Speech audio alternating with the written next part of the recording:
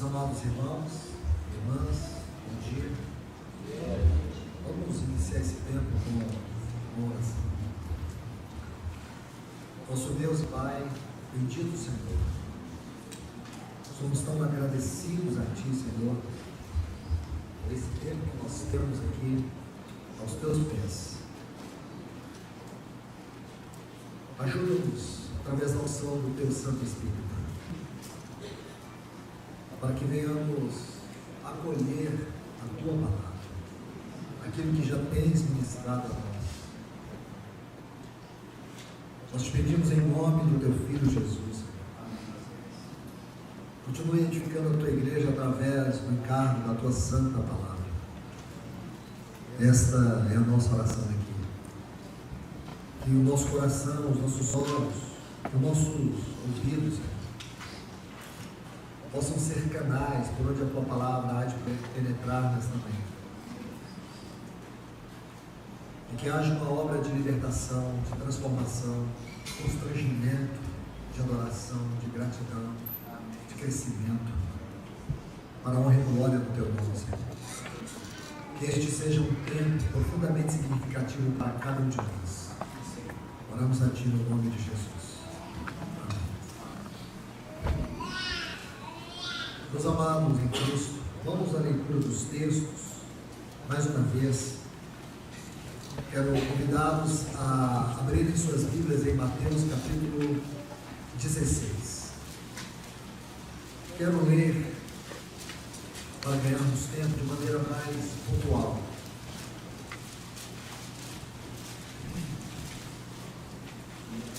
Vamos iniciar aqui no versículo 13. Mateus, capítulo 16, versículos 13 a 25. Indo Jesus para os lados de Cesareia de Filipe, perguntou a seus discípulos: que dizem os homens ser o Filho do Homem? Eles responderam: uns dizem João Batista, outros Elias, outros Jeremias, outros alguns dos profetas. Mas vós, continuou ele, que dizeis que eu sou? Respondeu Simão Pedro e disse: tu és o Cristo, o Filho do Deus vivo. Versículo 18. Também eu te digo que tu és Pedro, e sobre esta pedra, aqui ele fala de si mesmo, edificarei a minha igreja, e as portas do inferno não prevalecerão contra ela. Versículo 19. Dar-te-ei as chaves do reino dos céus. O que ligares na terra terá sido ligado nos céus. O que desligares na terra terá sido desligado nos céus.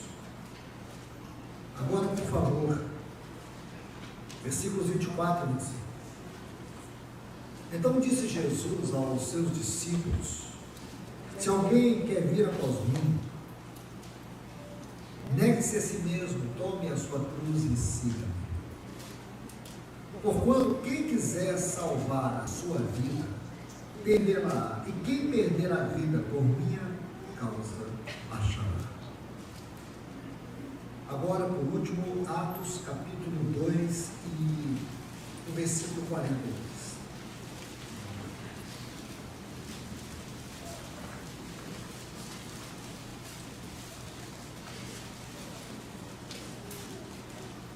Atos 2, 42 diz assim: e perseveravam na doutrina dos apóstolos, na comunhão, no partir do pão e nas orações. Esses foram os textos que lemos ontem, procurando compreender os fundamentos doutrinários da fé cristã, os fundamentos doutrinários sobre os quais a igreja está sendo edificada e os fundamentos práticos da vida da igreja. Então a igreja, ela está alicerçada aquilo que Paulo chama em Efésios capítulo 2, os fundamentos dos apóstolos e profetas, sendo Cristo Jesus a pedra principal, na qual todo edifício cresce, ajustado para ser um santuário para a morada de Deus, para a habitação do Espírito. Quando Paulo termina esse capítulo 2, no versículo seguinte, você sabe muito bem que não foi Paulo que dividiu a Bíblia e nem os seus escritos em capítulos. Foi Stephen Newton em 1227. Depois um extraordinário trabalho do Frei Hugo. Então, no verso seguinte, ele diz assim: por esta causa me ponho de joelhos. Esta é a grande causa. Aí ele vai ampliar, no capítulo 3 da Epístola aos Efésios, essa grandiosa edificação da igreja sobre o fundamento de Cristo. Então, irmãos e irmãs, se nós queremos compreender a igreja, nós não precisamos de nenhum manual. Nós não precisamos de estratégia. Lamentavelmente, hoje o que nós conhecemos aí de maneira secularizada da palavra igreja está intimamente ligado a isso, a estratégias de crescimento. Há algumas formas de mobilização para o desenvolvimento, para a integração, para que haja compartilhamento. Essas palavras tão bonitas, irmãos. Mas nós sabemos que aquilo que define a igreja é o que está na mente de Deus. E o que está na mente de Deus é o que está na sua palavra. É aqui que nós precisamos compreender a igreja. Nós temos que nos guardar, nos proteger do pragmatismo. O pragmatismo hoje, ele pode ser sintetizado da seguinte forma: o que vale é o que dá certo. Se dá certo, então não importa os meios. Nós temos que buscar viver a igreja dentro de uma fórmula que dá certo. Nós temos que pensar na igreja de uma maneira que ela tenha sucesso. De maneira que o evangelho hoje pregado, secularizado, prostituído, leva o homem a ser feliz. E assim as pessoas começam a desenvolver uma secularização religiosa, conceitos pervertidos, que são derivados do mundo para a vida da igreja. Aí nós limitamos a igreja dentro dos padrões mundanizados, do mundanismo. E aí, quando você percebe, existe uma multidão, porque as pessoas estão famintas por isso. Como disse Paulo a Timóteo, acercar-se-ão de homens segundo as suas próprias cobiças. O que as pessoas querem hoje? Serem felizes. O que as pessoas querem hoje? Ter dinheiro. O que as pessoas querem hoje? Ter prazer, ter segurança. Se você se lembra, Deus não criou o mundo. Deus criou os céus e a terra. O mundo da Bíblia passa a surgir a partir da geração de Caim. São os descendentes de Lameque e Ada. Tubal, Jabal e Tubal-Caim. E se você estudar Gênesis capítulo 4, você saberá que esses homens, Jubal, Jubal e Tubal-Caim, você vai ver que esses filhos de Ada, eles foram os construtores de instrumentos para a música, ferramentas para a proteção e meios da agricultura para a alimentação. E aí, a vida do homem passa a ser sistematizada pela provisão, pela proteção e pelo prazer.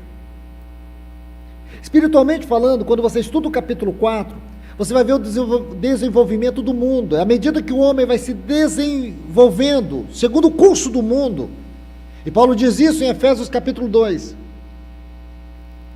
estávamos mortos em nossos delitos e pecados, nos quais andastes outrora, segundo o curso deste mundo. Mundo na Bíblia sempre faz, no sentido restrito da interpretação, sempre faz uma referência a uma entidade espiritual.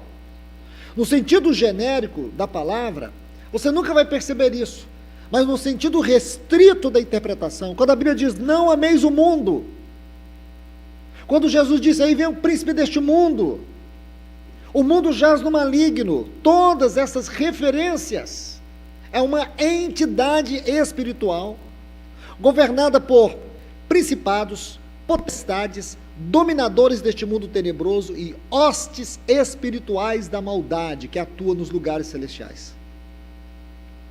Nós temos que ter clareza nisso. Por que eu estou dando ênfase aqui a esses pontos? Porque, irmãos, nós estamos tratando sobre o governo de Deus sobre a sua casa, sobre a edificação, sobre fundamentos. E geralmente, irmãos, nós ficamos atentos a uma política de consumo, de mercado, para poder preparar as mensagens que o povo gosta e a maneira como nós atrair pessoas às nossas comunidades.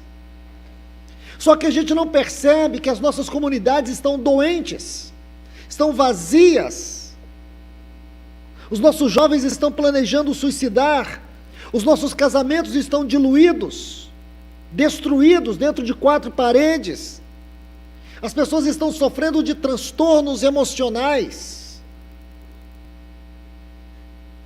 E de forma que reunir se torna algo muito mais social do que espiritual. E nós temos a dificuldade de admitir que os nossos locais de reuniões se tornaram apenas um cemitério espiritual, religioso, onde a palavra de Deus está sepultada, onde a obra do Espírito Santo está enterrada, onde os fundamentos da edificação da igreja estão todos soterrados. Mas a festa não pode parar, independente da música que se toque e que se dance. Vamos lá, qual é o novo produto do mercado? Olha, irmãos, falo com muito temor, queria que vocês ouvissem isso com temor. E se você sentir, ore por mim depois.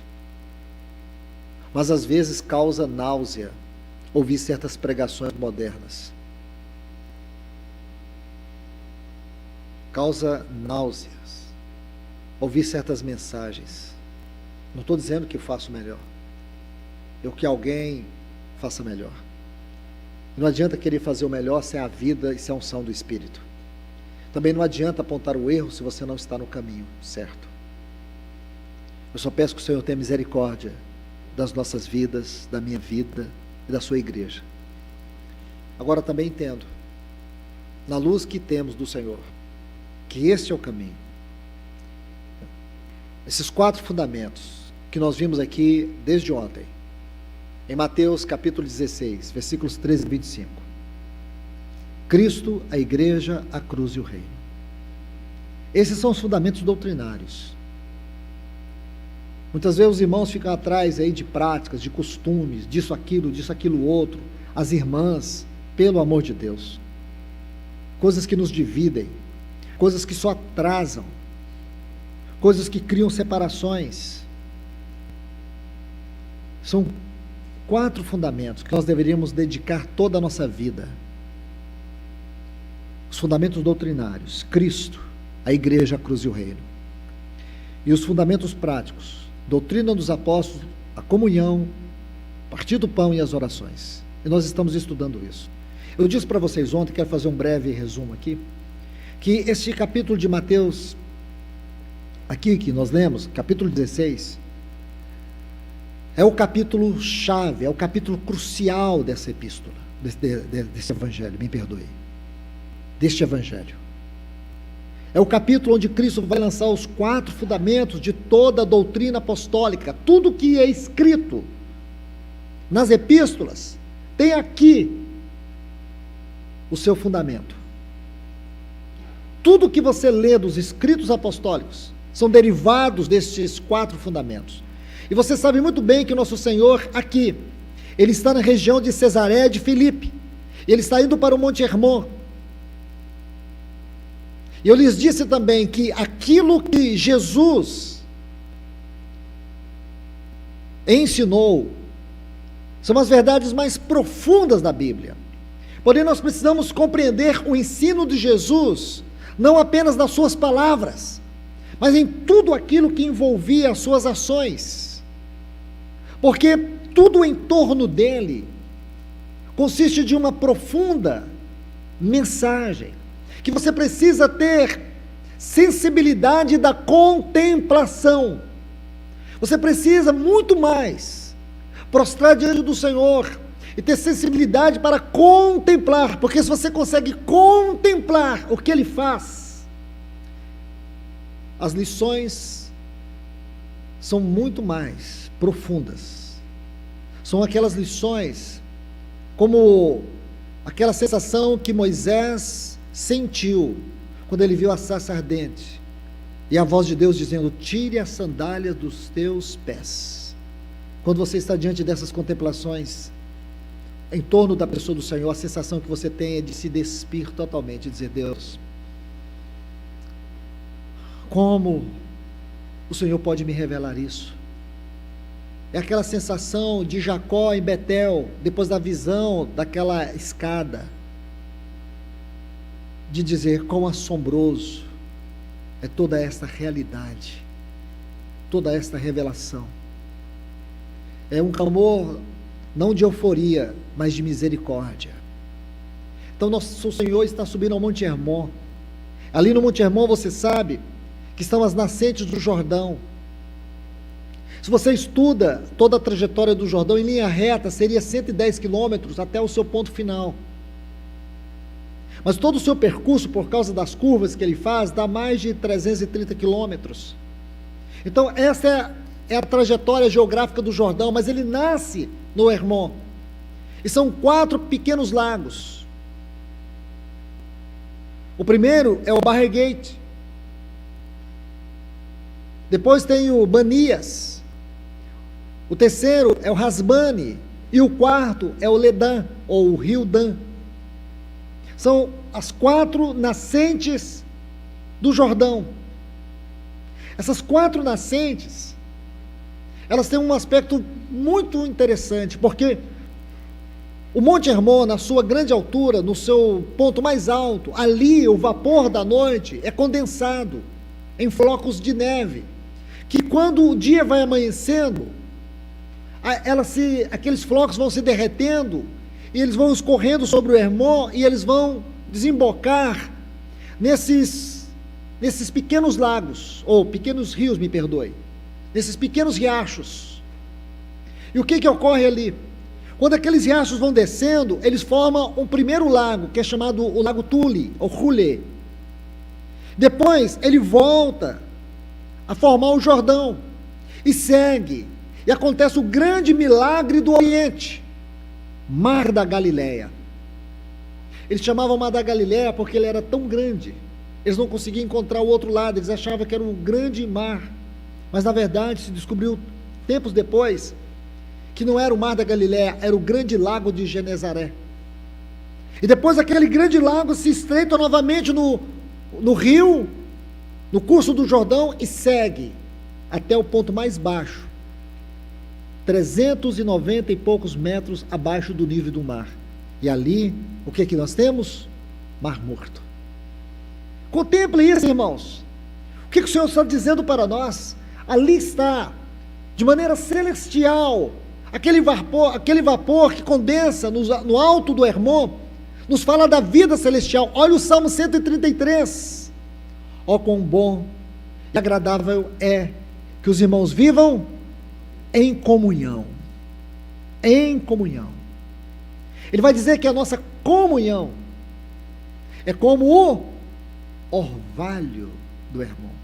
O orvalho do Hermon, e eu vou entrar nisso agora há pouco, tem tudo a ver, irmãos, com esses riachos, porque aquele orvalho é o outro lado, porque uma parte daquilo que vai derretendo no alto do Hermon, que não é o orvalho, mas que vai descendo sobre o Hermon, vai encontrar aqueles riachos, e ali, aquelas águas vão descendo passando pelo Rolê, pelo Mar da Galileia, e depois para o Mar Morto. Aí o salmista diz assim, porque ali o Senhor ordena a vida. Então, como nós podemos ver isso, irmãos? Deus está ordenando a vida, mas o Senhor está colocando 4 fundamentos. Então o Senhor está dizendo, irmãos, que esses 4 fundamentos têm a ver com a vida da igreja. Não é a vida da igreja como fim em si mesmo, é a vida de Deus, a vida celestial, como aquele vapor que condensa no alto do Hermon e que depois desce sobre aqueles riachos. É algo celestial. A igreja não é uma ideia de homem. A igreja não é segundo o modelo do homem. Você pode ouvir alguns arrogantes dizer assim, minha igreja, porque a minha igreja, só um homem teve a autoridade de dizer, eu edificarei minha igreja, Jesus. E sabe por quê? Porque Ele morreu por ela, Ele se deu por ela. Se algum homem tem a ousadia de dizer, minha igreja, que ele morra por ela, mas que ele tenha a certeza de ressuscitar por ela, porque do contrário ele vai para o inferno. Porque eu digo para vocês, ela pertence apenas àquele que morreu. Paulo diz assim, irmãos, é como se Paulo ultrapassasse os nossos conceitos de pecado, de necessidade de perdão. Ele vai dizer assim, maridos, Efésios capítulo 5, a partir do versículo 25, amai vossas mulheres, como Cristo amou a igreja. Olha o que ele diz, irmãos. Ele vai no ponto mais alto desta revelação. Ele diz assim, como Cristo amou a igreja e se entregou por ela. Aqui nesse ponto, Paulo não inclui a questão do pecado. Ele inclui, irmãos? Não inclui. Ele diz que o Senhor Jesus, Ele se entregou por ela. Ele não diz que Ele se entregou por ela para perdoá-la, para limpá-la, para purificá-la, para resgatá-la. Ele diz que Ele se entregou por ela. Isso diz tudo, irmãos. Porque isso mostra o aspecto mais profundo do amor dele pela sua igreja. O que nós estamos fazendo aqui, irmãos? O nosso papel de servir nesse santo encargo que é dele, não é meu. Pertence a ele, não a mim. Ele concedeu uns para apóstolos, profetas, evangelistas, pastores e mestres, tendo em vista a edificação do corpo, tendo em vista o crescimento da vida dele no corpo, tendo em vista o desempenho do serviço no corpo. Ele fez tudo isso, irmãos, para apresentar para ele mesmo, não é para ninguém, apresentar para ele mesmo uma amada igreja, sem ruga, porque ela nunca mais será envelhecida pelos desgastes do pecado e da carne, sem mácula, porque nela não haverá nenhuma nódoa do pecado. Ele apresentará ela para si mesmo, santa e irrepreensível. Sabe o que ele quer dizer aqui, irmãos? É que isto está dentro do contexto daquilo que o nosso Senhor diz aqui em Mateus 16, eu edificarei a minha igreja, ninguém mais. Se eu sou uma pedra de tropeço, se você quer ser uma pedra de tropeço, problema nosso. Sem mim e sem você, ou que seja conosco, ele vai edificar e ninguém impedirá que ele tenha a sua amada igreja para satisfação eterna. Ninguém. E sabendo que ele é aquele que dispõe algo e ele cumpre até o fim, e nada impedirá, o inferno não impedirá, Satanás não impedirá, o mundo não impedirá, nem nós impediremos que ele tenha a sua igreja para a sua eterna glória. E sabe por que eu e você sabemos disso? Porque quando você vai lá no livro de Apocalipse, que é o livro que nos mostra a eternidade de Deus, tem muita gente que vai no livro de Apocalipse para saber quem é o anticristo, e depois sai mais confuso do que quando entrou em Apocalipse, Por que você não vai em Apocalipse para conhecer mais de Cristo e menos do anticristo? A gente vai no Apocalipse para poder tentar entender de maneira especulativa como serão os dias finais. Amém? Mas por que você não acalma o seu coração e vai no Apocalipse para poder estudar sobre a eternidade com Deus? Porque lá no capítulo 21 e 22, o que nós temos, irmãos? A Nova Jerusalém. A Nova Jerusalém. Sabe o que vai nos dizer Apocalipse?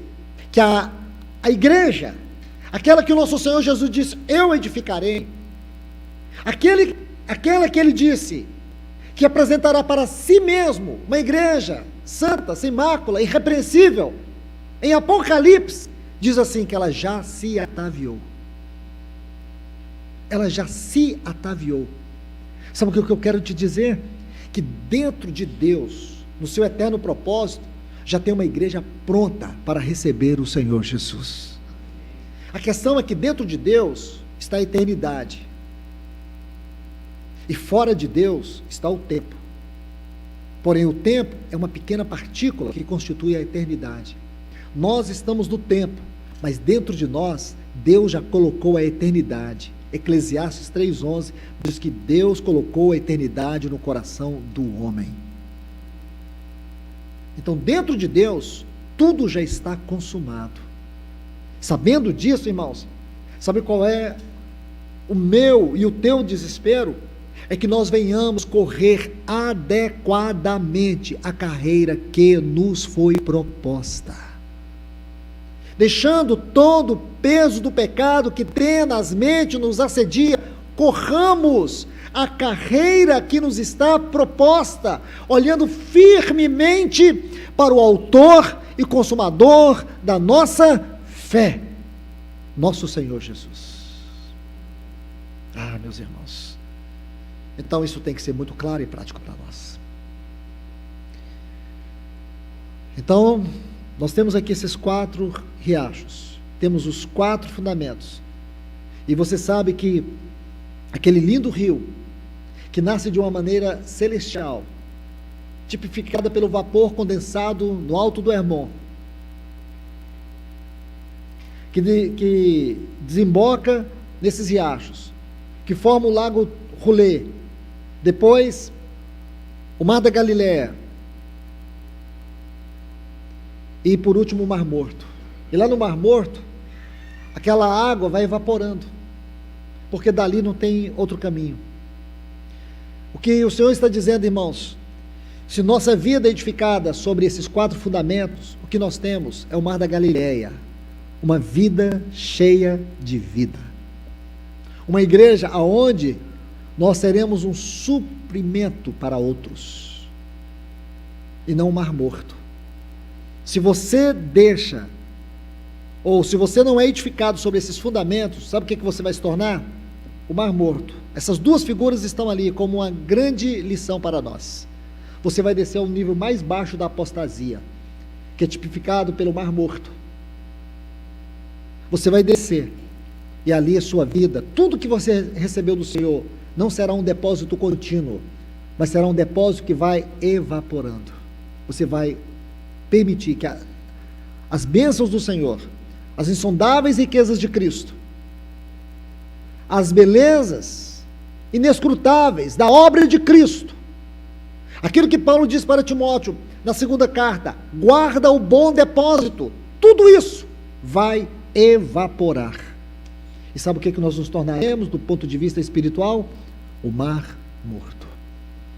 Então nós vimos isso. Agora, havíamos falado sobre o primeiro fundamento aqui, em Mateus 16, Cristo. E quando você lê Mateus 16, 13 a 25, encontra esses quatro fundamentos: Cristo, a igreja, a cruz e o reino. E depois você lê Atos 2, 42, você encontra os 4 fundamentos da vida prática, do testemunho prático da igreja: doutrina dos apóstolos, a comunhão, o partir do pão e as orações. Você vai fazer uma configuração não obedecendo a ordem escriturística, mas uma configuração obedecendo às dispensações de Deus. Então nós temos aqui, Cristo está relacionado com a doutrina dos apóstolos. Isso já estudamos ontem. O ponto de partida foi Atos 5,42, que eles não cessavam de ensinar e pregar que Jesus era o Cristo. Depois nós estudamos o sentido da palavra Cristo na linguagem neotestamentária. E nós vimos que Cristo, do ponto de vista da interpretação do Novo Testamento, fala de um homem corporativo, cujo cabeça está no trono e seu corpo está na terra. Agora, nós vamos falar do segundo fundamento, que é a igreja. E a igreja está configurada com a comunhão. Possivelmente não vamos ter tempo de falar dos últimos dois fundamentos, que é a mesa do Senhor e a cruz e as orações com o reino. Eu vou só dar um pequeno parênteses aqui sobre as orações e o reino,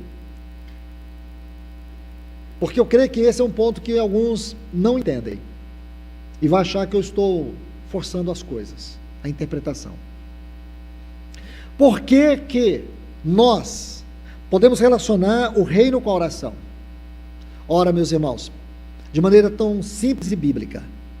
O que nosso Senhor Jesus diz aqui em Mateus capítulo 16, quando ele diz para Pedro, dar-te-ei as chaves, a palavra chaves ali é autoridade, porque chave, tipologicamente, fala de autoridade espiritual. Dar-te-ei as chaves do reino, tudo que ligares na terra terá sido ligado nos céus, tudo que desligares na terra terá sido desligado nos céus, certo? Lembre-se que eu disse para vocês que a hermenêutica, que é a ciência da interpretação, ela impede que nós façamos interpretações aleatórias da Bíblia, achuologia. Na Bíblia não dá margem direito para achuologia, eu acho, eu penso, eu imagino, isso não tem na Bíblia. O que nós temos na Bíblia é a interpretação consistente.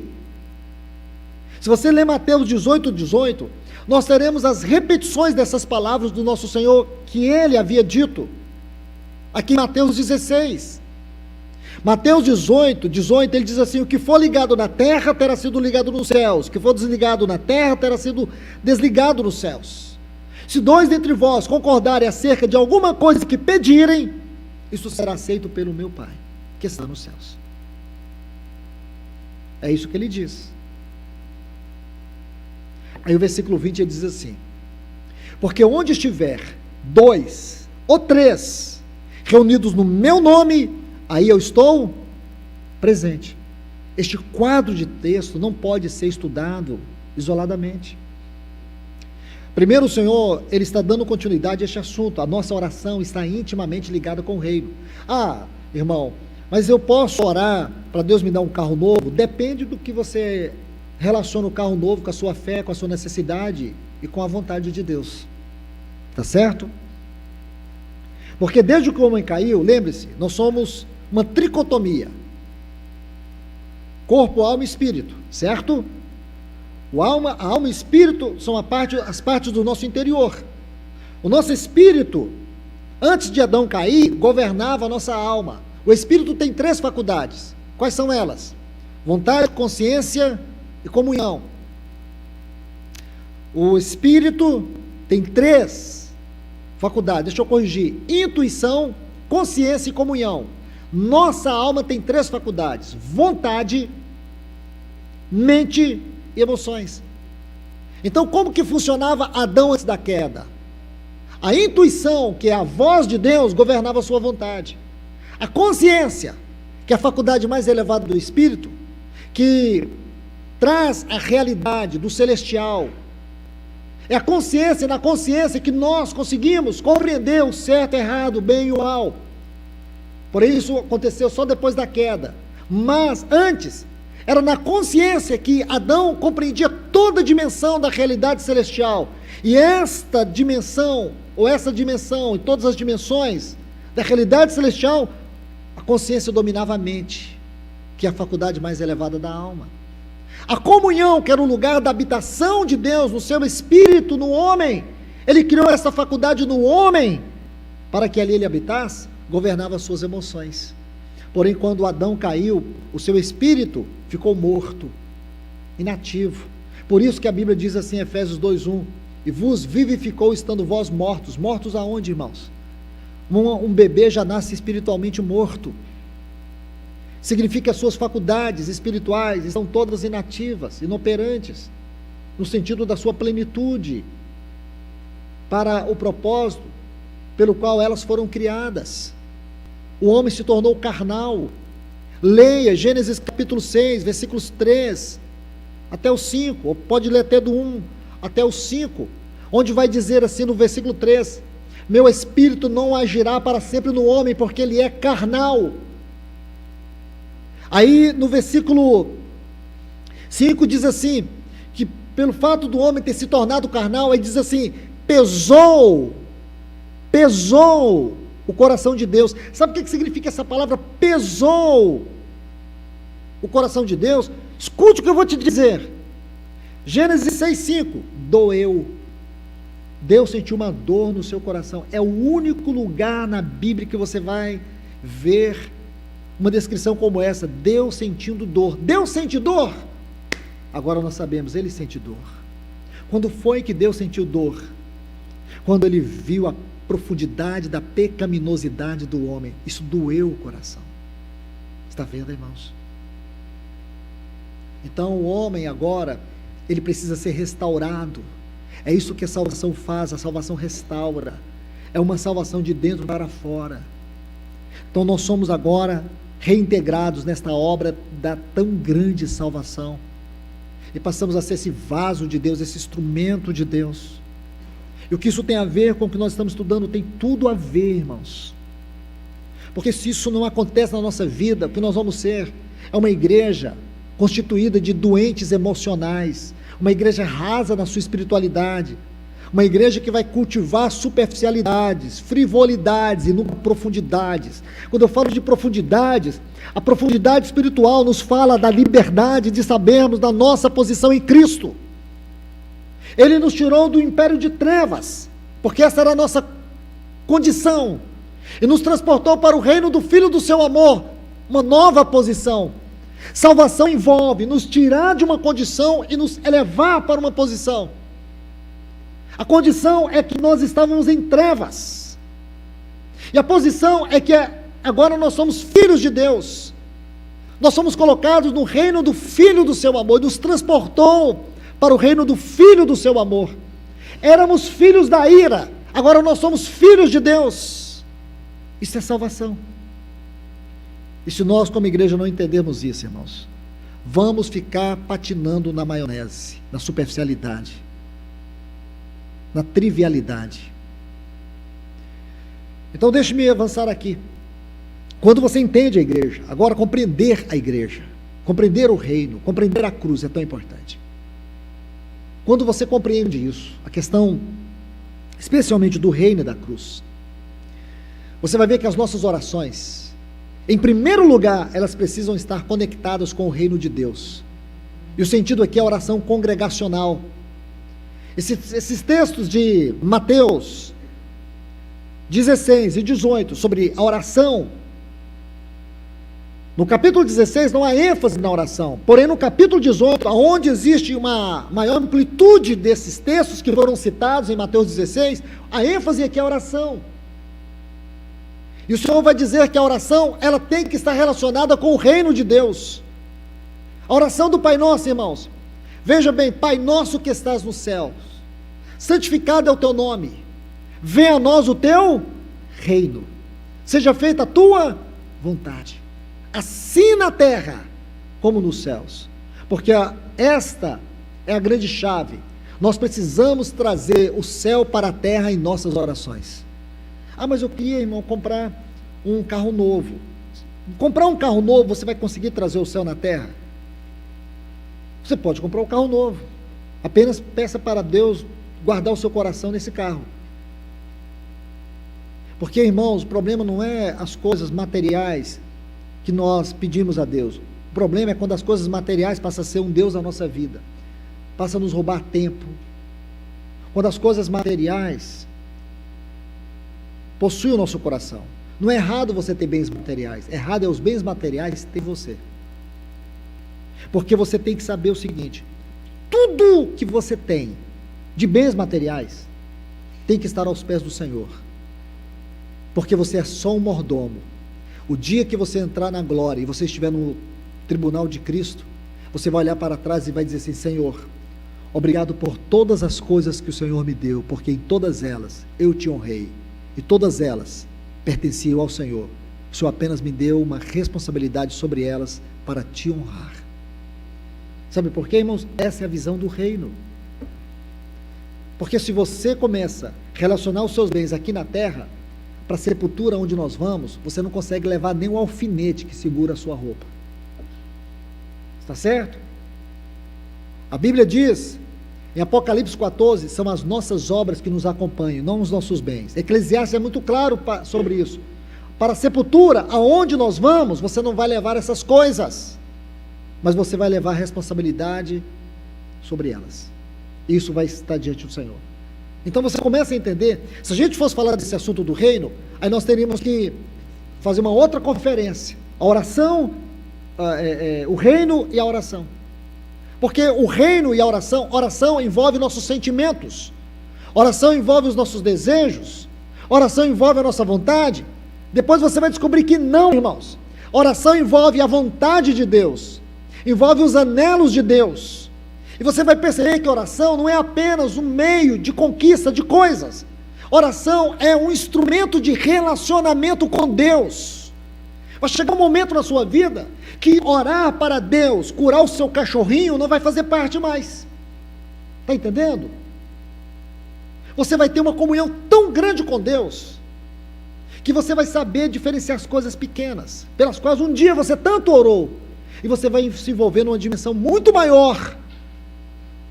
E você vai ver que quanto às coisas pequenas, você precisa ter discernimento. E quando eu falo de coisas pequenas, eu falo de bens materiais, de emprego, de casa, de família, de tudo isso. Mas você vai ver que existe algo muito maior. Aqui você precisa ter discernimento. E aqui você precisa ter relacionamento. Um relacionamento com Cristo na oração é muito maior do que qualquer coisa que você possa imaginar. Eu tenho muitos exemplos para dar para vocês. Eu daria um rapidamente. Quando Moisés, no capítulo 33 de Êxodo, ele está diante de um momento tão delicado, de morte, de juízo de Deus. Havia em torno de 5.000 cadáveres. Eles haviam enterrado naquele dia 5.000 corpos. Toda a nação de Israel estava em pranto, em luto, por causa daquele miserável bezerro de ouro que eles haviam feito, para ocupar a centralidade de Deus na vida deles. E Arão foi sendo levado pelos anelos da multidão. Então Moisés, naquele momento de pavor, de angústia, ele sai no meio daquele povo, ele entra no seu tabernáculozinho, não no tabernáculo de Deus, mas no tabernáculo de comunhão com Deus que ele tinha. E você vai ver que ele ora e pede a Deus 3 coisas. 3 coisas. Ele não pede para Deus ressuscitar os mortos, ele não pede para Deus guardar as famílias, ele pede Deus mesmo. Ele pede Deus mesmo. Ele ora e pede para Deus, Ele mesmo. Se você ler capítulo 33, versículo 13, versículo 15, versículo 18, você vai saber a oração de Moisés. A oração de Moisés é: mostra-me o caminho. Não era o caminho para Canaã, era o caminho para Deus. Era o caminho da experiência com Deus, porque esse é o verdadeiro caminho, irmãos. Aqui nós não temos percepção, nossos olhos só enxergam até aquela parede. Mas se você começa a ter uma visão mais ampla, mais alta, mais profunda na oração, você vai conseguir enxergar o que está além dessa parede, porque você vai enxergar de acordo com os olhos de Deus. E aqui é discernimento espiritual, que só vai nos dado pela comunhão com Deus. Depois você vai ver que ele ora pela presença de Deus e diz: se a tua presença não for conosco, não sairemos desse lugar. E por último ele ora e diz: eu quero ver tua face. E Moisés, irmãos, não herdou nada. Ele nem Canaã Moisés herdou, mas Moisés foi o homem que desceu para a sepultura e ganhou a face de Deus. Canaã é temporal, a face de Deus é eterna. Imagina, irmãos, se a gente fosse estudar o reino de Deus, é dentro dessa esfera. Compreender os pilares mais elevados, os píncaros mais elevados do que a oração e o reino. Então vamos aqui agora nos dedicar, no pouco tempo que nós temos aqui, sobre a igreja e a comunhão. O segundo fundamento é a igreja. O segundo fundamento da doutrina apostólica, a igreja, o corpo de Cristo. A plenitude daquele que completa todas as coisas, como diz Paulo em Efésios capítulo 1. E o pilar relacionado com este fundamento é a comunhão. E se tem um ponto, irmãos, que o inferno batalha 24 horas em todos os cantos deste mundo, dessa terra, todos as séculos diabólicos trabalham com toda forma de sutileza, com todos os seus ardis, para perverter, para destruir a comunhão da igreja. Falo isso debaixo das mãos do Senhor, e vocês sabem, aqueles que me conhecem, que pela misericórdia infinita do Senhor, eu tenho visitado muitas igrejas durante o ano todo, convivendo com irmãos em diferentes lugares. Procuro, com a graça do Senhor, exercer um serviço a Ele, baseado na comunhão e no relacionamento, e também no ministério da palavra. Para nessa comunhão, poder conhecer os anelos do Senhor dentro de uma assembleia, e poder ajudar de alguma forma na oração, no companheirismo. Resumindo, irmãos, eu quero dizer para vocês que o grande problema da igreja hoje é a comunhão. Sabe qual é o grande problema da evangelização hoje? Você sabe qual que é? É porque nós não pregamos o evangelho. Irmãos, se nós entendêssemos o que é comunhão verdadeira, nós nunca precisaríamos abrir a boca. Jesus mesmo disse, para que eles sejam um, como és tu, ó Pai, em mim, para que o mundo creia que tu me enviastes. Essa é a mensagem. A comunhão é a mais poderosa e contundente mensagem espiritual, porque é só na comunhão que o mundo é capaz de ver Cristo na igreja. Você pode ter o melhor local de reunião, mas se ali não habita a comunhão, as pessoas podem gostar do local. Você pode usar toda forma de entretenimento para manter as pessoas ocupadas. Você pode manter cultos atraentes, cheios de louvor, pirotecnia, luzes, enfim, faça o que você achar que deve fazer, que vai dar certo. Isso é o pragmatismo. Mas eu quero dizer para você, nunca você poderá viver a realidade da igreja segundo o padrão de Deus. A igreja não é segundo o padrão de homem. A igreja, com I maiúsculo, é segundo o padrão de Deus. A igreja, aquela parte tirada de Cristo, o poder da ressurreição, ela não é uma instituição, uma organização. Os homens gostam de organização porque eles querem ser o centro dela.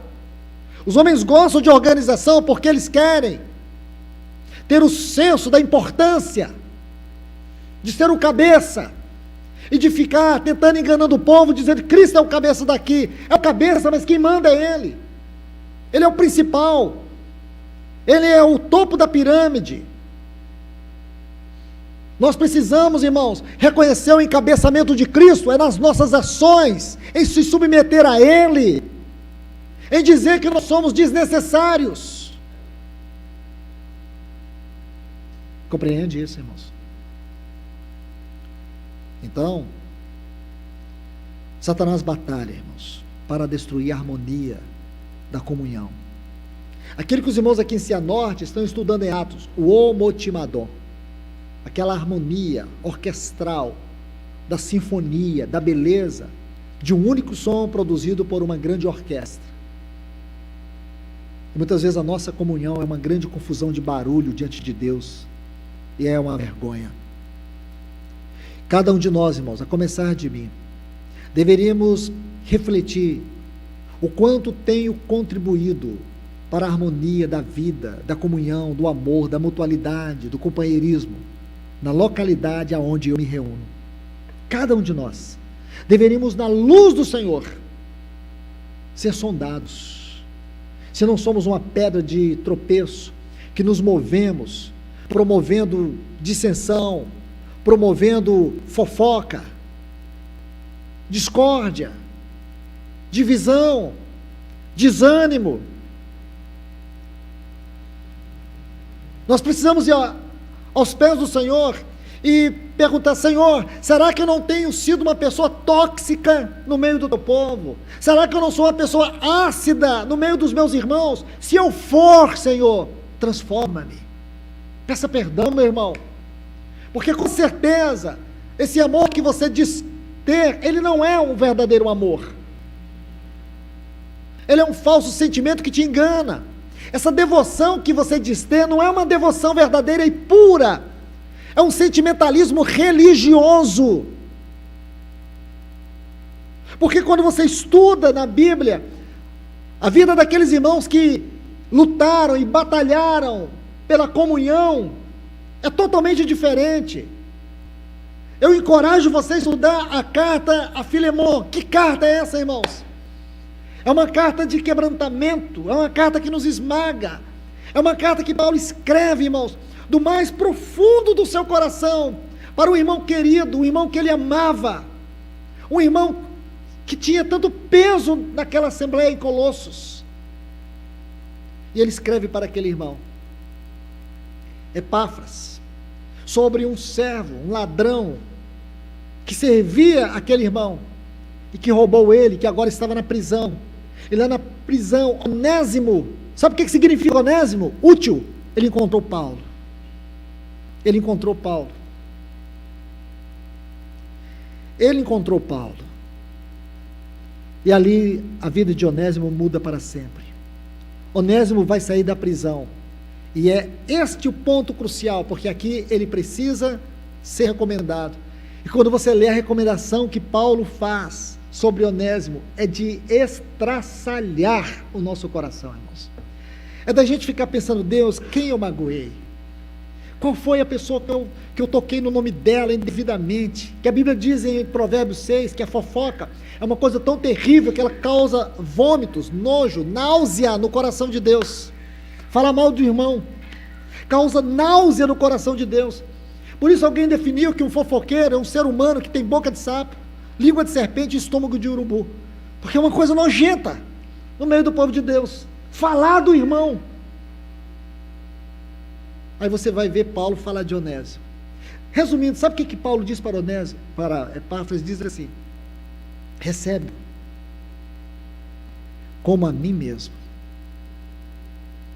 como a mim mesmo, e se ele te deve alguma coisa, põe na minha conta que eu te pagarei. É como se Paulo estivesse enviando ele na pessoa de Onésimo.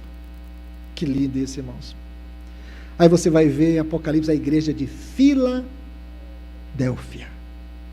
Filos, amor, fraternal. Delfos, irmão. É uma igreja que diz assim: embora tendes pouca força. Era uma igreja que tinha pouca força, irmãos. Mas ela era uma igreja indestrutível, por causa desse Filos, Delfos. Mas não negastes o meu nome. O que significa, irmãos, quando nós não temos o verdadeiro amor fraternal, nós somos uma vergonha ao nome do Senhor. Eu quero dizer para vocês que esses fundamentos são colocados nos seus devidos lugares. Quando o verdadeiro fundamento é colocado, inevitavelmente o segundo fundamento surge. O primeiro fundamento da igreja é Cristo, sua pessoa e obra. Cristo dentro das dimensões, altura, largura, comprimento e profundidade, do propósito eterno de Deus. Esse é o fundamento, ele foi colocado sim. O que virá deste fundamento? Paulo vai responder para nós, irmãos. Um exercício aqui para a gente vencer um pouco o nosso cansaço. Abra sua Bíblia, eu quero ler, mas eu quero que você leia também. Efésios capítulo 2. Quero que você veja isso, não apenas ouça. Olha o versículo 20, edificados, Efésios 2, 20, é a conclusão.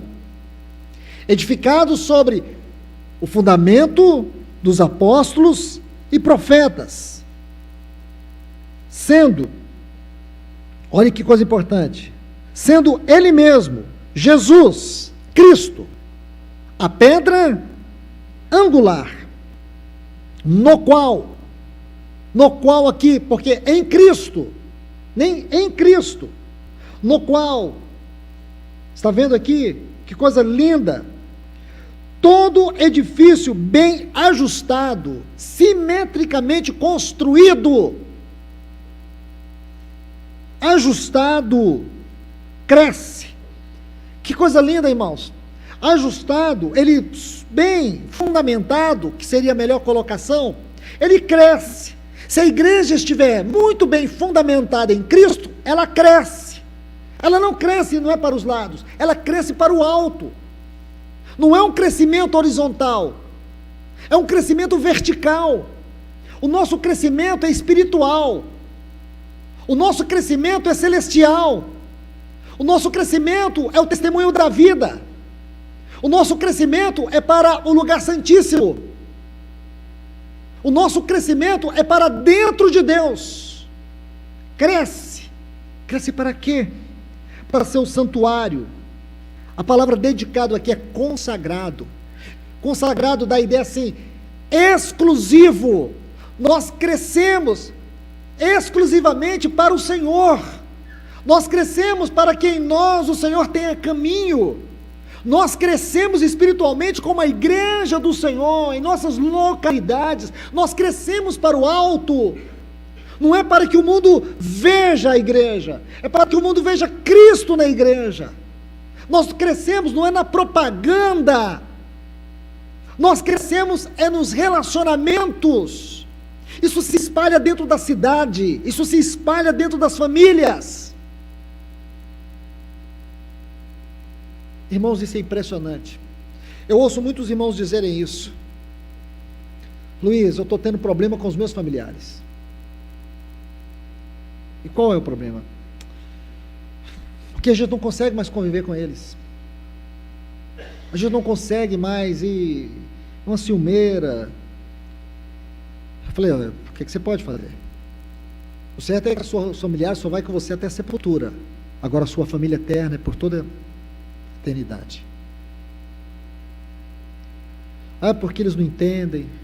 Falo sempre, não deixe de ser uma luz para eles, mas não abaixe o preço da comunhão. Não abaixe. E tem muitos irmãos abaixando o preço. Jesus, um dia, ele nos deu uma aula muito linda sobre isso. Ele estava com os seus discípulos, tendo uma comunhão, alguém chegou e disse, mestre, tua família, tua mãe, seus irmãos estão aí fora. Olha que coisa linda, irmãos, que o Espírito Santo coloca para nós. Estão aí fora. Então, observa, onde está a chave para você entender aquelas palavras de Jesus? Nessa frase, estão aí fora. Devia estar dentro, irmãos.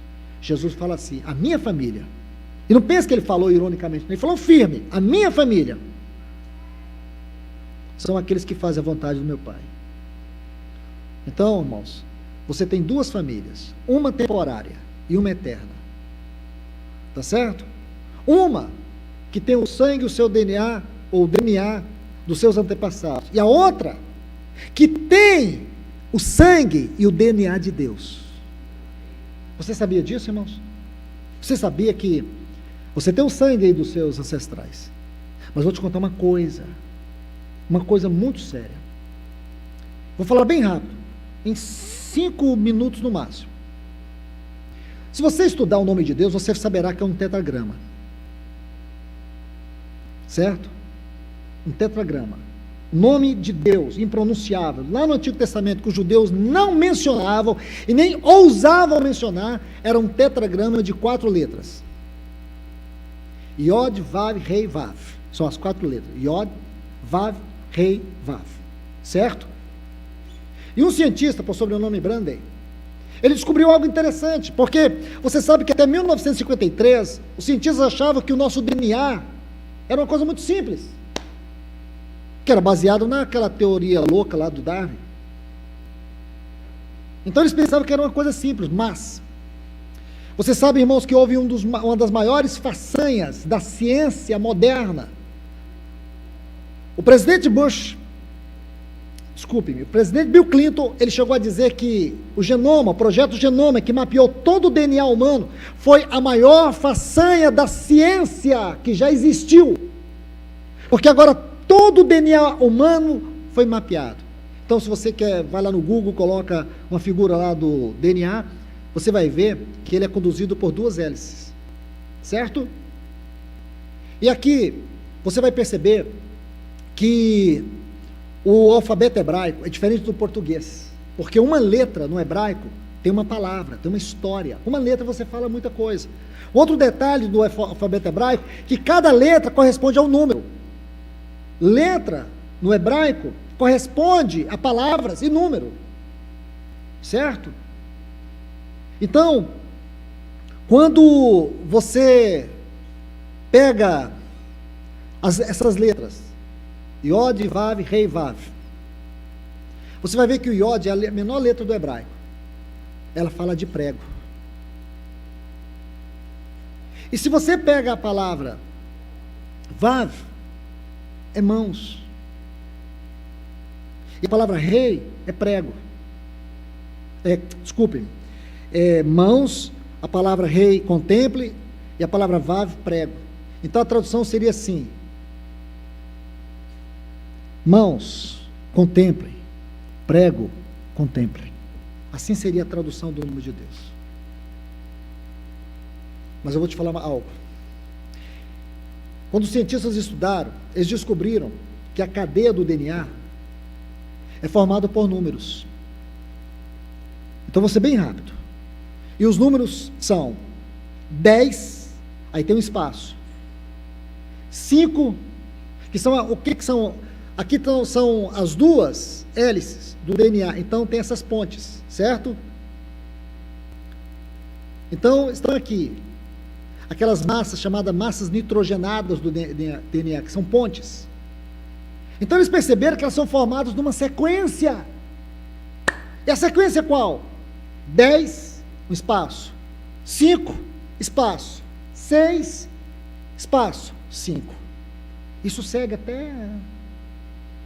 Aí esse cientista viu que o nome de Deus também, ele tem números. Que essas letras correspondem a números.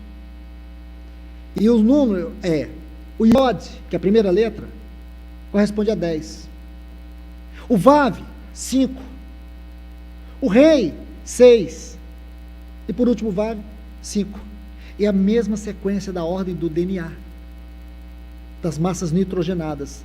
10, 6, 5, 6. Sabe o que é isso, irmãos? Que nós somos de Deus. Ele colocou a sua assinatura no nosso DNA, colocou seu nome. Sabia? Ele colocou o nome dele no seu DNA. Lá no seu DNA está o nome de Deus. Sabe por quê? Porque agora você é filho de Deus, você tem a natureza de Deus, você tem o nome de Deus e você terá a herança eterna com Deus. Essa é a nossa família. Então, cada irmão que você tem em Cristo, está lá o nome de Deus. Essa é a nossa família eterna. Então, irmãos, fechar o parênteses, vamos voltar. Quando você estuda essa comunhão, você vai perceber o quanto isso é tão significativo, irmãos. Porque a comunhão da igreja é a manifestação da realidade daquilo que é a Trindade nos céus. A comunhão da igreja é a realidade da Trindade nos céus, porque Deus é comunhão por essência. Deixa-me colocar um texto para vocês. Abra sua Bíblia no Evangelho de João, capítulo 17. João, capítulo 17. Versículo 22.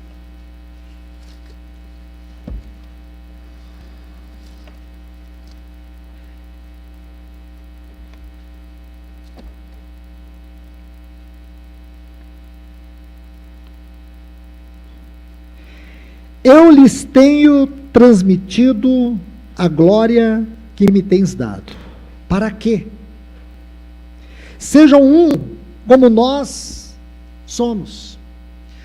Irmãos, eu tenho uma dificuldade, às vezes, me deparar com certos capítulos da Bíblia. Esse é um deles. Porque quando eu leio esse capítulo, eu começo a imaginar a grandeza dele.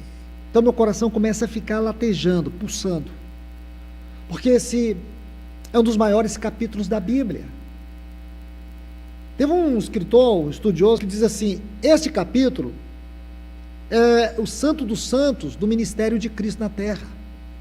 Foi quando ele entrou no Santo dos Santos. E se você estudar esse capítulo, você vai ver que ele tem uma chave muito simples para ser estudada. Queria até te passar rapidamente. Depois a gente volta no texto aqui. Desculpe-me a minha prolixidade. Você vai ver que nesse capítulo existem 8 vezes, segundo o texto original, e algumas Bíblias portuguesas também é possível ver, 8 vezes a frase para quê? Para quê? Irmãos e irmãs, esta frase para quê é a chave para você abrir este capítulo e conhecer o coração do Senhor, porque o coração do Senhor está neste capítulo, nesta palavra. E você vai observar, olha o versículo 1, onde tem o primeiro para quê.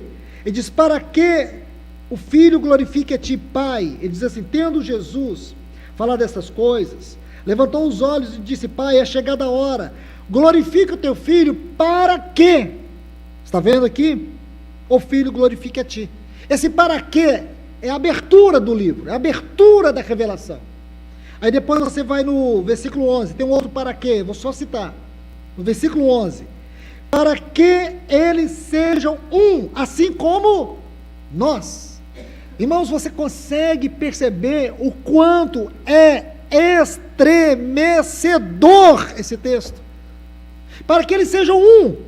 Vê se você consegue entender. Peça ajuda ao Espírito Santo. Para que eles sejam um, assim como nós.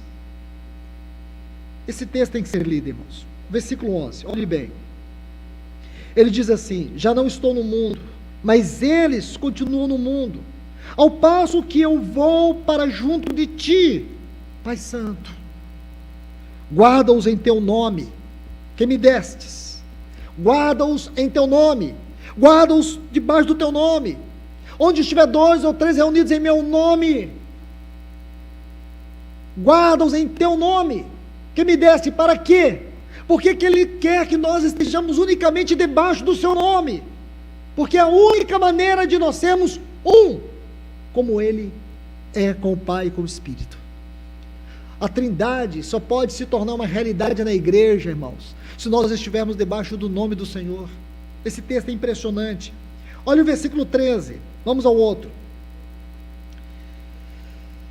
Esse versículo 13, ele não é fácil, mas tem uma chave para interpretá-lo. Diz assim: para que eles tenham o meu gozo completo em si mesmo. Aí você vai dizer: ah, irmão, aqui falhou, né? Aqui falhou, aqui não tem para que sejam um. Diz: para que eles tenham o meu gozo completo.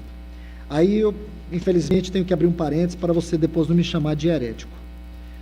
Primeira Epístola de João, capítulo 1. Ou então dizer que eu estou forçando a interpretação do texto. Para que tenham o meu gozo completo. Então, João, capítulo 1.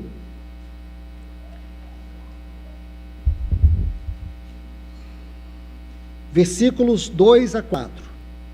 E a vida se manifestou, e nós a temos visto, e dela temos dado testemunho, e vô-la anunciamos, a vida eterna, a qual estava com o Pai, e nos foi manifestada. Agora observe, o que temos visto, ouvimos, anunciamos também a vós outros. Para quê? Ai, graças a Deus, irmãos, aquele para quê de João 17,13, ele está aqui, e você vai concordar comigo, porque isso aqui é hermenêutica. Para que vós igualmente tenhais comunhão. Aí você diz: bom, irmão, mais ou menos, não está tão próximo assim. Comunhão. Ora, o que é comunhão? Ele vai definir comunhão. O que é comunhão da igreja? O que é a nossa comunhão? Para que tenhais comunhão. Ora, a nossa comunhão é com o Pai, com o Filho e com o seu Espírito Santo. Aí ele diz assim: estas coisas, pois, vos escrevemos para que tenhais o gozo completo. Agora pega essa leitura e volta para João capítulo 17, versículo 13. Para que eles tenham o meu gozo completo. Então não é diferente, irmãos. Nós só vamos experimentar a profundidade do gozo completo, quando nós aprendemos o que é essa comunhão da igreja, comunhão do corpo. Isso é tão importante, irmãos. É isso que o inferno quer destruir. Isso serve de encorajamento para todos nós, como também para os irmãos que estão aqui, vivendo esse momento tão importante em Cianorte.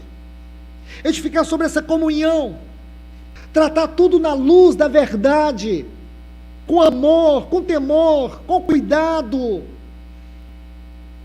para que a comunhão nunca se perca.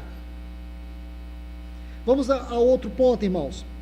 Capítulo 17 aqui do Evangelho de João, versículo 19, eu vou pegar apenas a frase. Diz assim: para que eles sejam santificados na verdade. Esse é outro texto também que é uma interpretação mais profunda. Santificados na verdade. Mas se você observar, a primeira parte desse texto está assim: é a favor deles que me santifica a mim mesmo. Então você vai ver que santificar na verdade é o trabalho da palavra. Ele diz: santifica-os na verdade, a tua palavra é a verdade. Mas se você estudar nesse capítulo, você vai ver que aqui é uma grande ênfase ao mundo. E santificar aqui, santidade, é o oposto do mundo. Olha o versículo 9. Ele diz assim: é por eles que eu rogo e não pelo mundo. Versículo 11: já não estou no mundo, mas eles continuam no mundo. Está vendo aí? Já não estou no mundo, mas eles continuam no mundo. Aí ele diz: guarda-os em teu nome. Se você olhar, essa frase ocorre 4 vezes nesse capítulo. Versículo 6, ele diz: manifestei o teu nome, guarda-os em teu nome. Então ele diz: manifestei o teu nome. Versículo 11, Pai Santo, guarda-os em teu nome.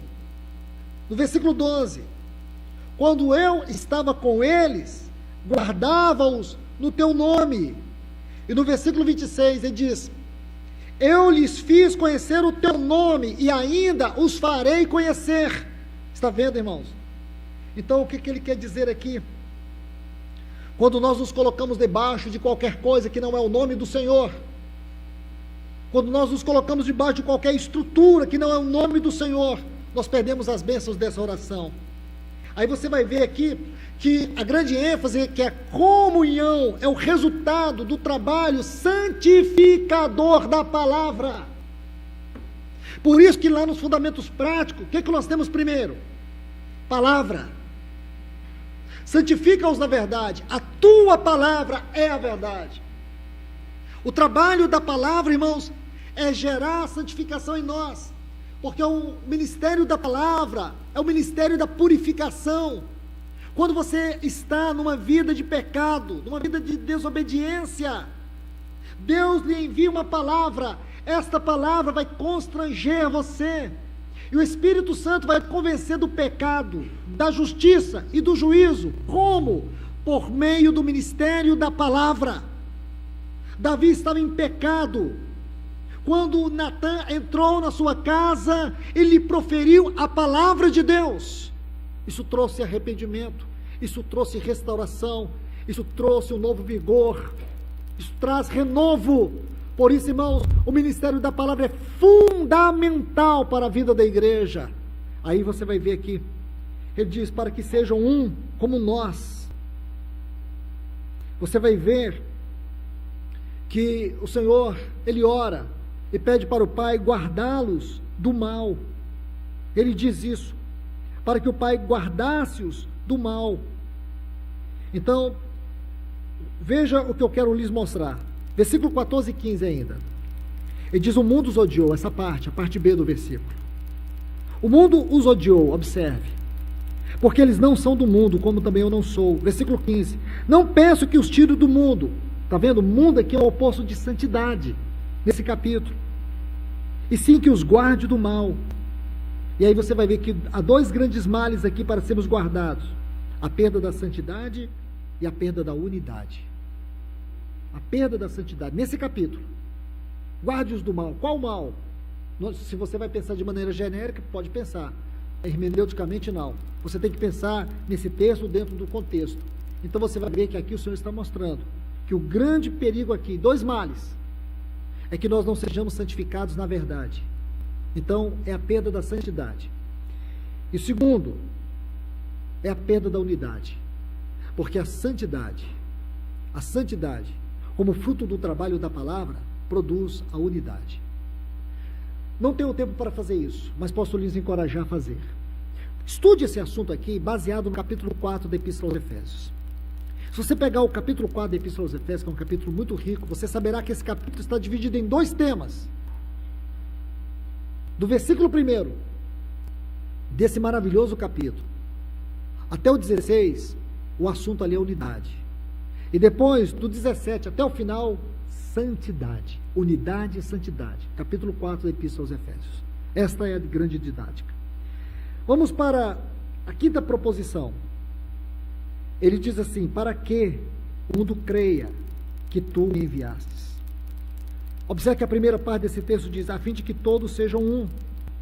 Como és tu, ó Pai, em mim e eu em ti, sejam eles em nós. Para quê? Tem um para quê. Para que o mundo creia que tu me enviastes. Então, o que significa esse texto do ponto de vista prático da interpretação? Que o maior escândalo à pregação do Evangelho não é o fato de você não abrir a boca para ninguém.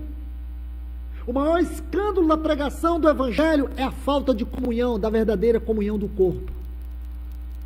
Podemos dizer assim, eu me atrevo a dizer que muitas pessoas podem estar indo para o inferno porque elas estão escandalizadas com as divisões, com as dissensões e com a falta de comunhão da igreja.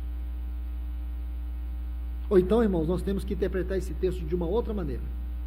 Porque Jesus está dizendo, a palavra fim é propósito. O propósito é que todos sejam um. Como és tu, Pai, em mim e eu em ti, sejam eles em nós. Que coisa linda, irmãos. Veja bem, todos sejam um. Como? Como que ele quer essa unidade? Ele quer essa unidade como a unidade da Trindade. Na unidade da Trindade, ninguém é maior.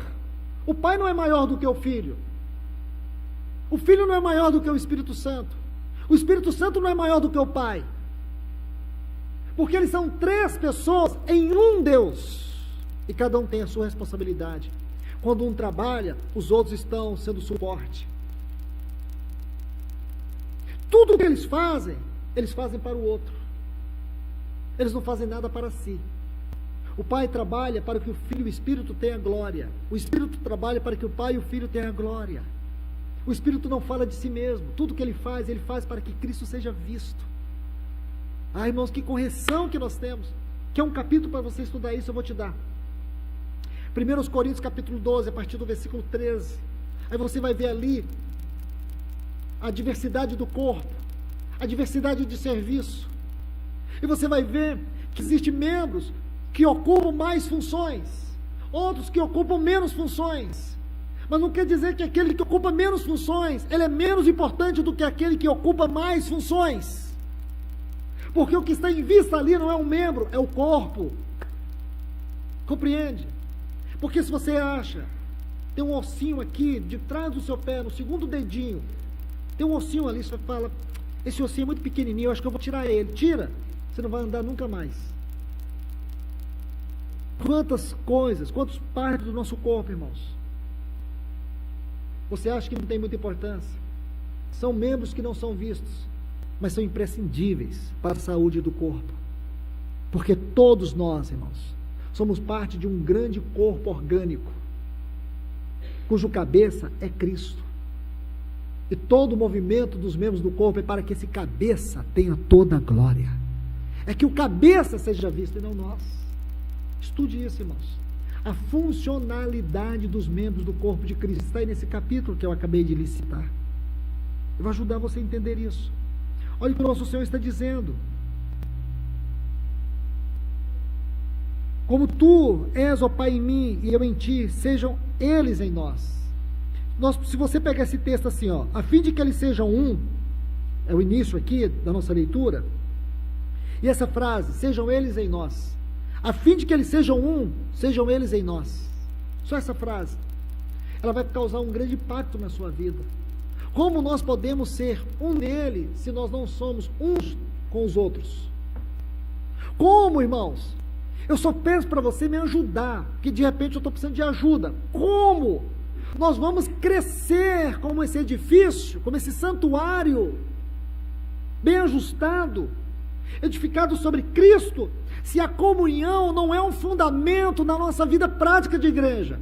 Quando você reúne, aí você olha, aquele, aquela, nossa, meu Deus. Como, irmãos? Eu só quero que você me diga como isso realmente é uma obra de Deus.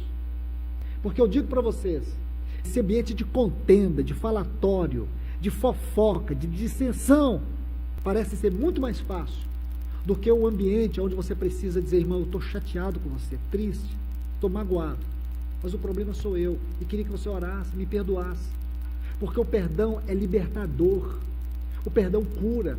Se tem uma coisa, irmãos, que nós precisamos primeiro, aprender a perdoar verdadeiramente, e segundo, não fazer do perdão um instrumento que você só fica pedindo perdão para as pessoas, mas você nunca perde a disposição de pecar novamente.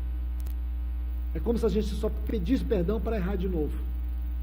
Então, meus irmãos, nós temos que viver uma vida cristã profunda se nós queremos ser o testemunho de Deus na terra. Nós não podemos ser uma vergonha ao Evangelho, porque nesse ambiente de comunhão, qualquer pessoa que entrar, você pode dizer, mas hoje não tem ninguém tocando instrumento, não teve instrumento na reunião, foi tão simples a reunião. A igreja não precisa disso, irmãos. É a vida que governa todas as coisas. É impossível que uma pessoa entre numa comunhão dessa, ela não fique impactada pela vida, de às vezes até chegar à conclusão, eu não sei o que aconteceu, mas quando eu estou no meio daquele povo, eu sinto algo na minha vida, eu sinto algo de verdade no olhar, nas palavras, nos sentimentos.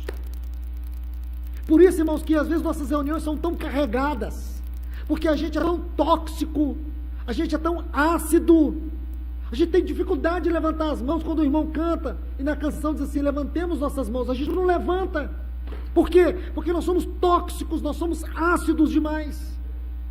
Nós achamos que o culto é aquela reunião, enquanto a Bíblia diz que o culto sou eu, que Deus não quer o que eu canto, Ele quer o que eu sou, Ele busca o adorador, porque não tem sentido a minha adoração se eu não sou o adorador, não tem sentido o meu sacrifício se eu não sou o culto. A gente não dá valor nisso, irmãos. Nas pequenas oportunidades que a gente tem, a gente fica parecendo um poste, uma pedra, e é pedra de tropeço. Os irmãos estão cantando, a gente está lendo, os irmãos estão lendo, a gente está pensando. Os irmãos estão glorificando, a gente está pensando no amanhã, premeditando o problema, sofrendo por antecipação.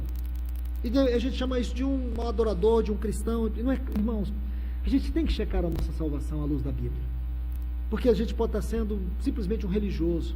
Conversão é novo nascimento e relacionamento com Deus.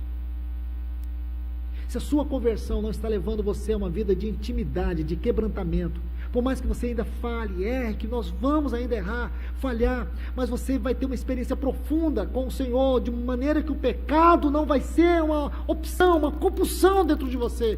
Pelo contrário, vai ser algo que você vai aprender a odiar como Deus odeia. Como Deus tem desgosto pelo pecado, você também vai ter. Então, meus irmãos, que o Senhor nos ajude aqui. Vamos concluir. Nosso tempo já acabou, esgotou totalmente. Versículo 22 aqui, no capítulo 17. É a sexta proposição, esse para quê. Versículo 22. Ele diz assim, para que, vou pegar apenas a parte, para que sejam um, como nós somos. Irmãos, o nosso modelo de unidade, de comunhão, é algo muito elevado. Se você estudar na Bíblia, você vai ver 4 tipos de unidade. Primeiro é a unidade da Trindade, a unidade das 3 pessoas, já falei. A segunda aqui é a unidade das 2 naturezas do nosso Senhor Jesus. O nosso Senhor, nele, tinha a unidade de 2 naturezas. Não eram as 2 naturezas mescladas, não, eram as 2 naturezas dentro dele de maneira distinta. Natureza humana e natureza divina. Porém, essas 2 naturezas, elas não se misturavam, elas não se mesclavam, existiam de maneira distinta e harmoniosa dentro dele. Humana e divina. Esse é o outro modelo de unidade que tem na Bíblia. O terceiro é a unidade entre Cristo e a igreja. A unidade entre Cristo e a igreja. Você vai ver que em muitos lugares, muitas passagens, nosso Senhor vai dar ênfase do seu amor, o quanto Ele nos anela.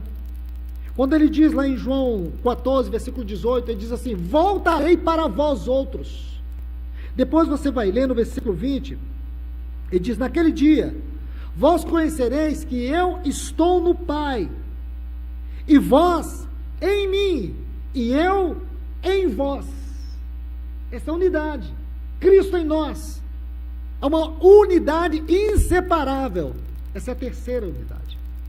E a quarta unidade que a Bíblia dá ênfase é a unidade do corpo de Cristo. Os textos que eu quero dar para vocês, primeiro, na primeira carta que Paulo escreveu aos Coríntios, no capítulo 10, versículo 17, ele diz: porque nós, embora muitos, somos unicamente um só corpo. 1 Coríntios 10, 17.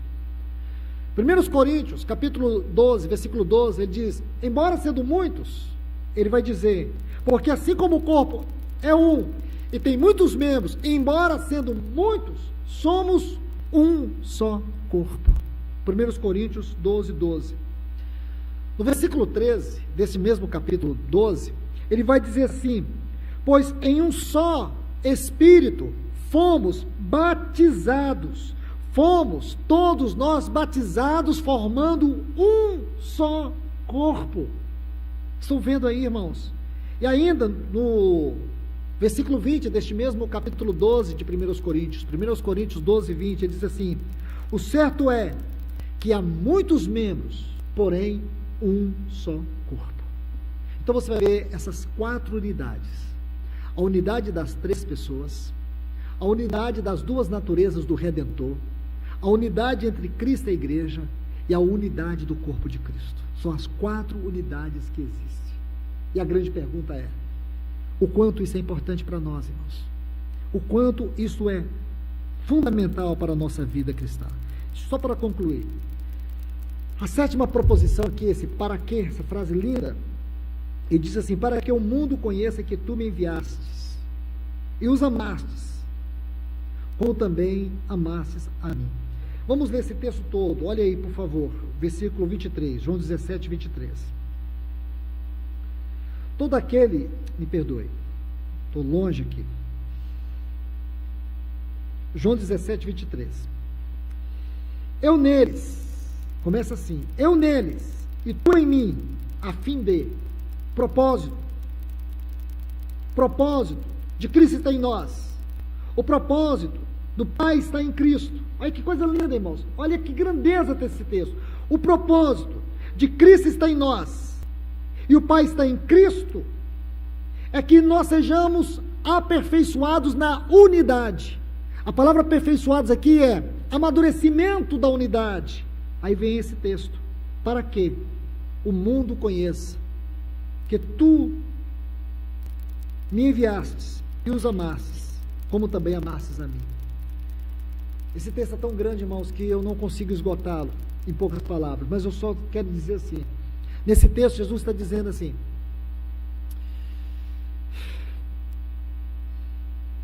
vocês querem experimentar como o Pai me ama?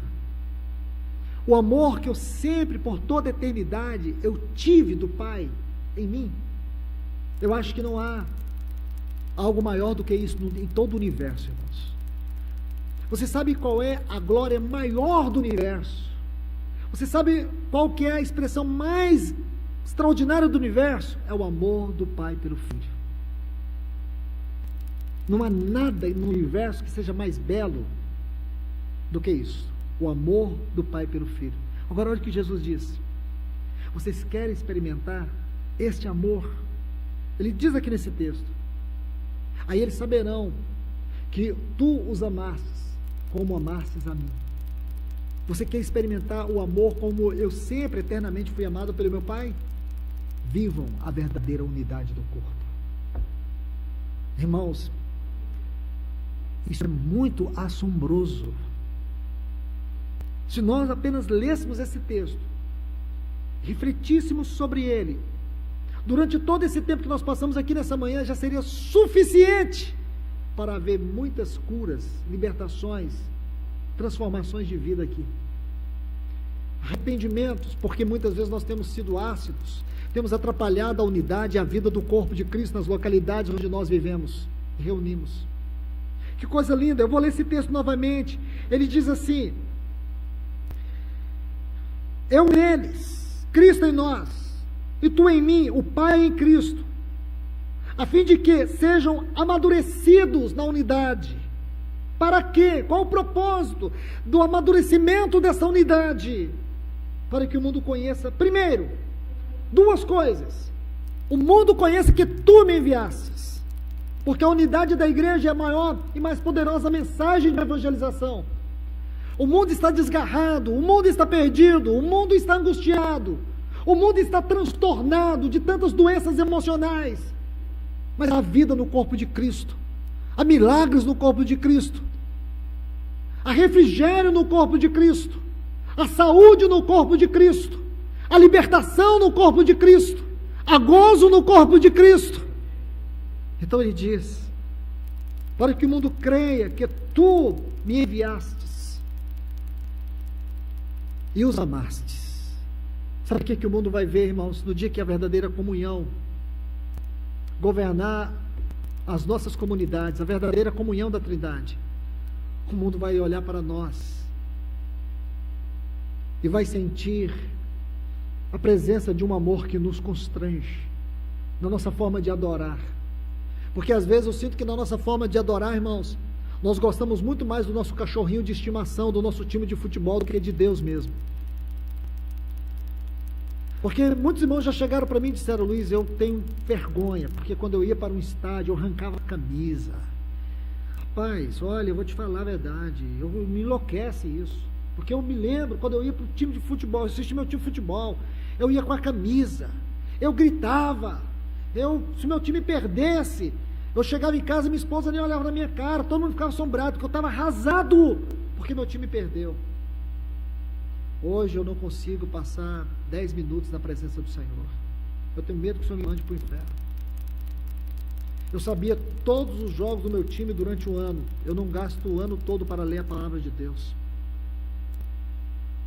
Quando era a semana do jogo, eu já começava a fazer as contas, como é que eu ia fazer para comprar cerveja, para começar a me organizar, porque aquela hora era sagrada. E quando eu vou para o culto,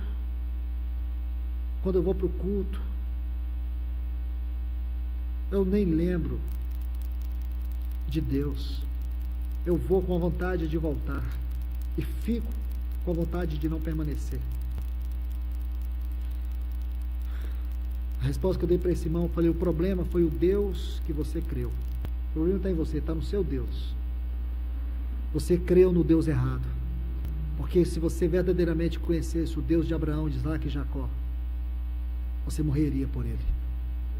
Você daria a vida por ele. Você não compararia ele com o seu time de futebol. Você não compararia ele com ninguém, nem com a sua esposa, nem com seus filhos. Porque por esse Deus, muitos morreram. Por esse Deus, cristãos foram jogados em cova de leões, estraçalhados. Por esse testemunho, por esse Deus, por esse evangelho, muitos cristãos foram despedaçados, foram queimados em fogueira. O problema é que você creu no Deus errado. Você precisa nascer de novo. Essa é a verdade. A última, irmãos, versículo 24. A última proposição dessa frase: para quê? Veja o versículo 24. Pai, a minha vontade é que onde eu estou, estejam também comigo os que me deste. Para quê? Vejam a minha glória, que me conferistes, porque me amastes antes da fundação do mundo. Aqui está, onde eu estou, é onde Ele quer que nós estejamos. Onde eu estou. Em João 1,18 vai dizer que o Filho unigênito, ele está no seio do Pai, no lugar mais profundo do Pai. Em João 7,34 ele diz assim: aonde eu estou, vocês não podem ir agora. Então ele sempre esteve nesse lugar. João 1,18, onde eu estou? No seio do Pai. Aí em 10,38 ele diz: o Pai está em mim e eu estou no Pai. Esse é sempre o seu lugar, do relacionamento mais profundo, da presença mais profunda. Agora, João 14,13 ele diz assim: e quando eu for, olha que lindo, irmãos, vê se você consegue ver o quadro. Eu não estou tendo mais tempo, eu já ultrapassei o horário, os irmãos me perdoem, mas escute isso. Então ele está dizendo: eu estou no Pai, ninguém conheceu a Deus, mas o Filho unigênito, que está no seio do Pai. Então, o seio do Pai é o lugar da sua habitação no Pai. Aí ele diz assim: aonde eu estou, no Pai, vocês não podem ir agora. Aí ele diz assim em João 14, que coisa linda, irmãos. Ele diz assim: e quando eu for e vos preparar, essa palavra preparar é a tradução da palavra ataviar, uma noiva. E quando eu for e vos preparar, está vendo aqui? E quando eu for e vos preparar lugar, eu voltarei e vos receberei para mim mesmo, para que onde eu estou, estejais vós também. Irmãos, nós podemos experimentar essa dimensão da experiência de Cristo na comunhão da igreja. Nós podemos experimentar uma dimensão do gozo celestial na experiência da igreja. Não tem lugar onde você pode experimentar os céus na terra, a não ser na experiência da igreja. Por isso esse segundo fundamento é tão importante, irmãos. A igreja e a comunhão. Que o Senhor nos ajude, irmãos. Que o Senhor tenha misericórdia de nós.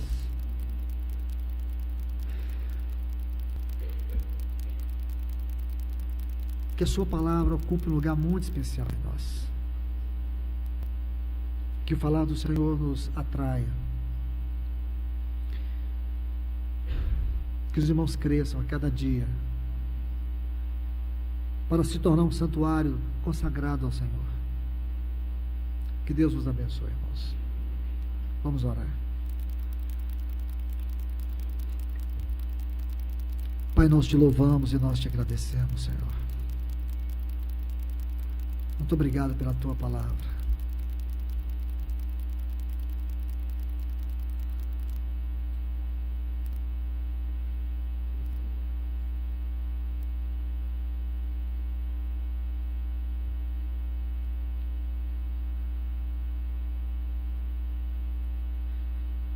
Muito obrigado por esse tempo que nós temos aqui, Senhor.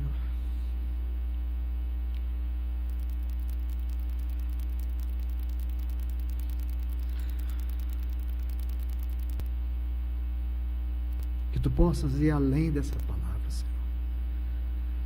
De tudo que foi ministrado aqui, eu só possa ir além. Edifica o teu povo para ti, Senhor. Edifica esta casa espiritual para ti, Senhor. Que nada venha impedir o teu trabalho em nós. Aqui em Cianorte, lá em Cascavel, Tapejara, cada uma das assembleias aqui, Senhor, Paranavaí, onde esses homens e mulheres têm dedicado a vida deles ao Senhor, para que o Senhor um dia colha os teus frutos nessas localidades. Esta hora tão especial para nós aqui em Cianorte, Senhor. Tem aqui o teu jardim.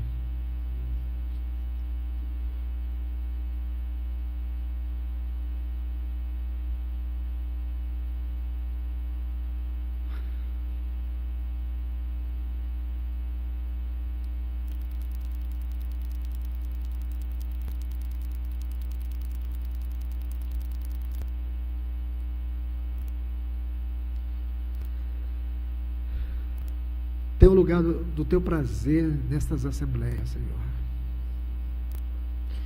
Esses irmãos têm batalhado tanto, Senhor, têm lutado tanto por causa do teu testemunho, Senhor. Que o Senhor confirme no coração deles de cada um deles, os irmãos de Moarama, Senhor, os irmãos de Itapira, esses irmãos que estão aqui, têm vindo aqui, que o Senhor possa confirmar no coração de cada um deles, que o Senhor está vendo o labor de cada um, a aflição, a angústia, e que o trabalho deles não é vão no Senhor. Confirma no coração deles que o Senhor ainda não desistiu e nem desistirá da tua igreja, Senhor. Por mais difícil, angustiante que seja, fortalece cada um dos teus filhos aqui, Senhor. Que este encontro que tem sido tão singular, possa marcar a vida de cada um de nós. Restaura-nos, renova-nos, confirma a tua palavra. Nós te pedimos em nome de Jesus.